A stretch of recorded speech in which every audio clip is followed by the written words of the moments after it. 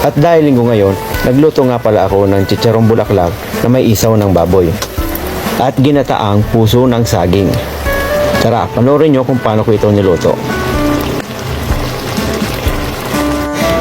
Una, papakuluan natin ng isaw ng baboy. Siya nga pala, linilisan ko na yan ng maigi.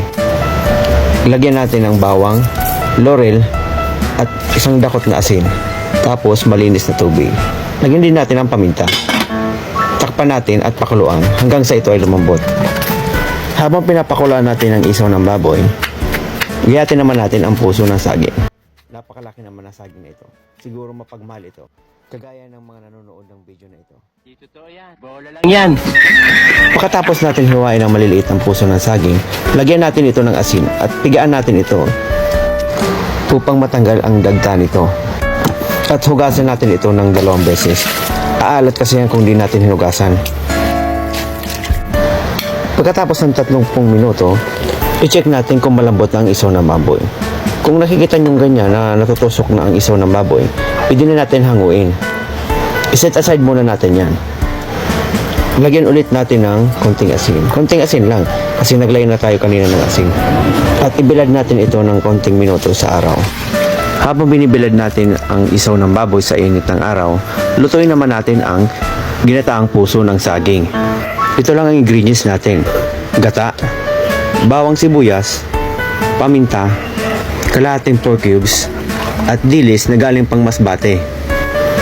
Halo-haluin lang natin ito hanggang sa maluto. Huwag nating hayaang mamuo ang gata. Pag nakita na natin na medyo brown na yung gata, pwede na natin ilagay ang puso ng saging. Hintayin lang natin itong maluto. Pag luto na ang gulay, isunod naman natin ang siling labuyo. Masarap yan. Paborito yan dito sa Bicol. Luto na yan. Madali lang magluto, di ba? Subukan nyo na. Prituin naman natin ang isaw ng baboy. Hayaan muna nating uminit ang mantika bago natin ilagay ang isaw ng baboy. At ayan na nga, mainit na nga, pwede na natin prituin. Siya nga pala, di ko pala sinasabing healthy ito ha. Yung mga matataas ang kolesterol dyan, hinay-hinay lang. Bawi na lang kayo sa ginataang puso ng saging. Hinango ko muna pala ito para i-rest muna natin, tapos dinouble fry ko para lumabas ang pagiging crispy niya. Siya nga pala, tulungan natin lumubog ang chicharong isaw ng baboy. At saka bali-balik din natin. At ayan na nga, luto na yan. Si Ramsa na. Yes!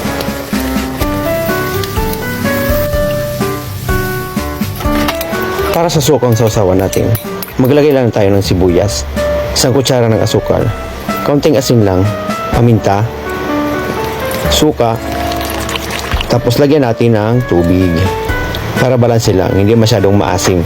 Tapos yung paborito natin, yung siling labuyo. Gupit-gupitin na natin yung chicharong isaw ng baboy. Siya nga pala, nakalimutan kong i-play yung video. Ang buo pa yung chicharong isaw ng baboy. Mag-plating naman tayo. Maglagay lang tayo ng kanin. Kaunting kanin lang. Yung lagay na natin yung gulay natin. Pangmalakas ang ginataang puso ng saging. Iyan, sabaw-sabawan natin. Yung si Ramsa na. Yung, ayun na nga. Yung.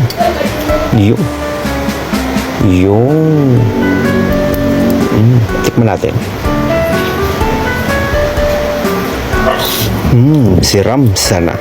Yung gulay naman, si Ramsa na.